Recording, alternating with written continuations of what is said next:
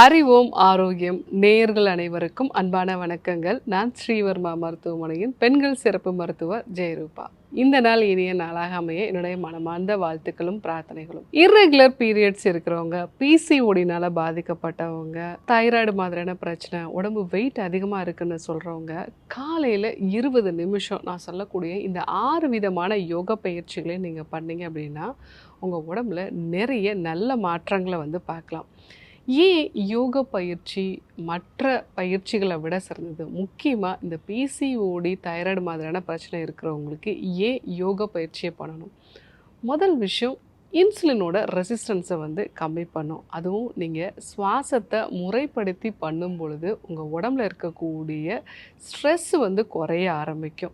So நீங்கள் சுவாசத்தை முறைப்படுத்தி பண்ணும் பொழுது உங்கள் தண்டுவடத்தில் இருக்கக்கூடிய எல்லா பகுதியுமே நல்லா ஸ்ட்ரெச் ஆகும். நம்ம உடம்புல இருக்கக்கூடிய இந்த நாளமில்லா சுரப்பிகள் இது எல்லாமே நம்மளுடைய தண்டுவடத்தினுடைய தொடர்புடையதாக தான் இருக்கும். ஸோ அப்போது நீங்கள் சுவாசத்தை முறைப்படுத்தி யோக பயிற்சிகளை பண்ணும் பொழுது ஒரு ஹார்மோன் மட்டும் இல்லை, எல்லா ஹார்மோனுமே முறைப்படுத்தப்படுறதுனால ஹார்மோன்ஸ் எல்லாமே ஒரு ட்ரெயினில் இருக்கக்கூடிய ஒவ்வொரு கோச் மாதிரி தான்.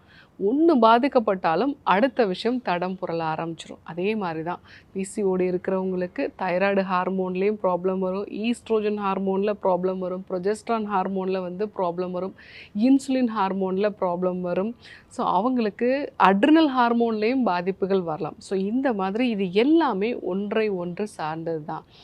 யோக பயிற்சிகள் எல்லாமே உங்களுடைய தண்டுவடத்தோட தொடர்புடைய ஒரு விஷயமாக தான் இருக்கும். அதனால தான் நீங்கள் யோக பயிற்சிகளை பண்ணும் பொழுது உங்கள் உடம்புல நிறைய நல்ல மாற்றங்கள் உண்டாகுது.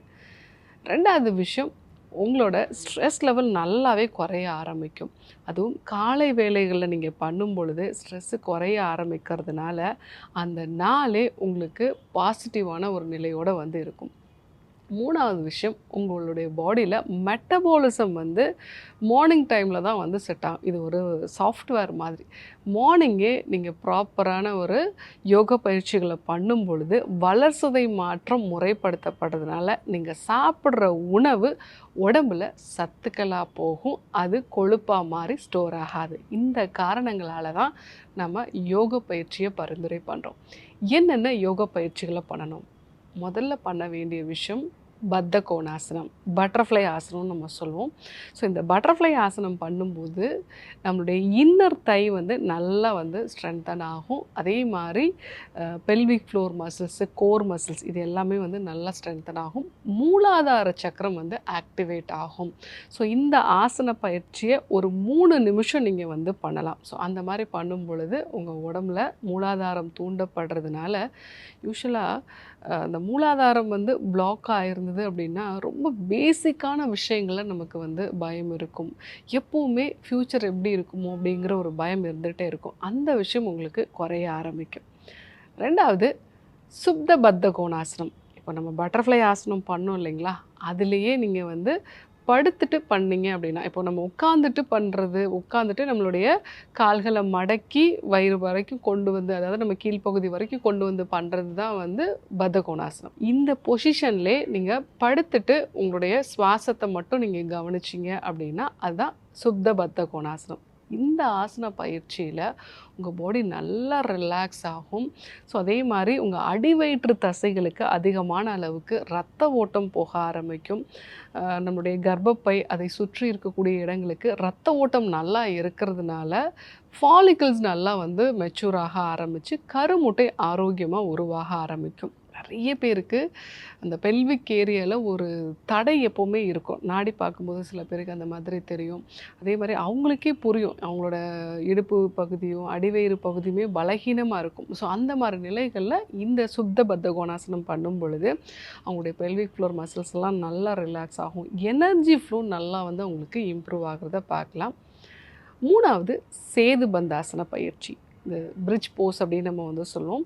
ஸோ இந்த ஆசன பயிற்சி பண்ணும்போது 2 விதமான நன்மைகள் நமக்கு உண்டாகும்.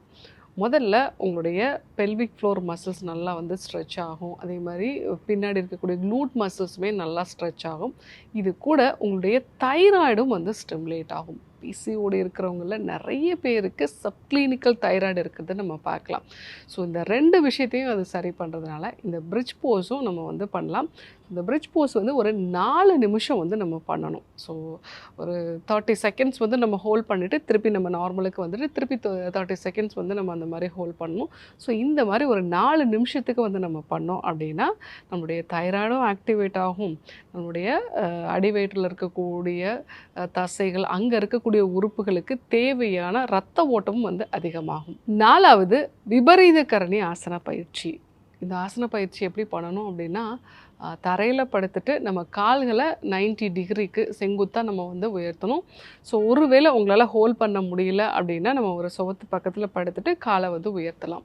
ஸோ இந்த மாதிரி பண்ணும் பொழுது நம்ம உடம்புல காலில் இருக்கக்கூடிய ரத்தம் எல்லாமே உடம்போட நடுப்பகுதிக்கு வந்து வரும். இதில் மெயினாக அட்ரினல் கிளாண்ட் வந்து நல்லா ரிலாக்ஸ் ஆகும். இதுதான் ஸ்ட்ரெஸ்ஸை அதிகப்படுத்தக்கூடிய முக்கியமான பகுதி.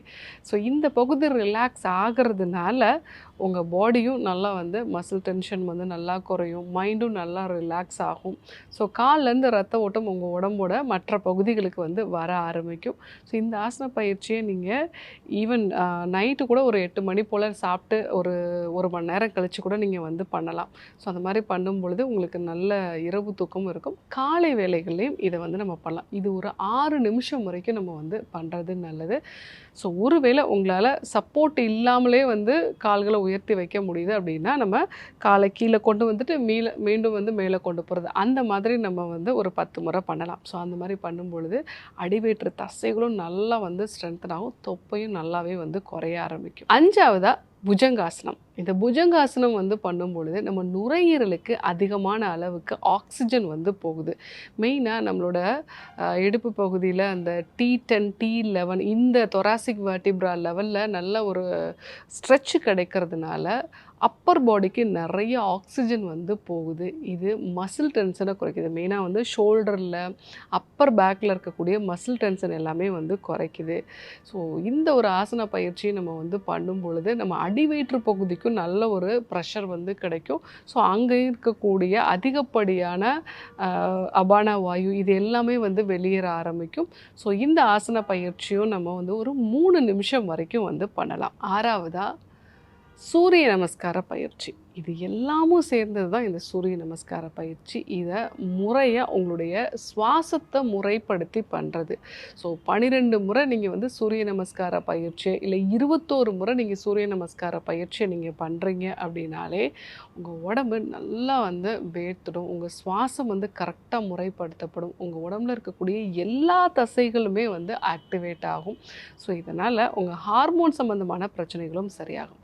ஸோ இந்த பயிற்சிகளெல்லாம் பண்ணும்போது உங்களுக்கு ஸ்ட்ரெஸ் நல்லா குறையும், நுரையீரலுக்கு தேவையான அதிகமான அளவு ஆக்சிஜன் வந்து கிடைக்கும். ஸோ உங்கள் தசைகளில் வந்து இன்சுலினோட உதவியே இல்லாமல் நிறைய வந்து சுகர் உள்ளே போக ஆரம்பிக்கும். ஸோ அதனால் உங்களுக்கு இன்சுலினோட தேவையும் கம்மியாகி இன்சுலின் ரெசிஸ்டன்ஸும் உங்களுக்கு வந்து குறைய ஆரம்பிக்கும். பிசிஓடினால் பாதிக்கப்பட்ட பெண்கள் நான் சொன்ன இந்த 6 விதமான யோகா பயிற்சிகளையும் வீட்டில் இருந்தே பண்ணலாம். இதற்கு ஒரு 20 நிமிஷம் தான் உங்களுக்கு டைம் எடுத்துக்கும். இந்த பயிற்சிகளை பண்ணுறதன் மூலமாக உங்கள் உடம்புல ஹார்மோன் சம்மந்தமான பிரச்சனைகளை சரி செஞ்சுக்கலாம், மனதளவிலும் நிறைய நல்ல மாற்றங்களை பார்க்கலாம், முக்கியமாக உடல் எடையும் வந்து குறைச்சிக்கலாம். ஸோ இன்றைக்கி பிசிஓடினால் பாதிக்கப்பட்ட பெண்கள் கண்டிப்பாக ஃபாலோ பண்ண வேண்டிய 6 விதமான யோகா பயிற்சிகளையும் நம்ம பார்த்தோம். ஏன் இதெல்லாம் ஃபாலோ பண்ணோம் அப்படிங்கிறதையும் நம்ம வந்து தெரிஞ்சுக்கிட்டோம். கண்டிப்பாக ஃபாலோ பண்ணி பாருங்கள். யாருக்கெல்லாம் இந்த விஷயம் தேவைப்படுமோ அவங்களுக்கும் இதை சொல்லுங்கள். இதே போன்று ஒரு அற்புதமான தகவலோடு உங்களை சந்திக்கிறேன். நன்றி, வணக்கம்.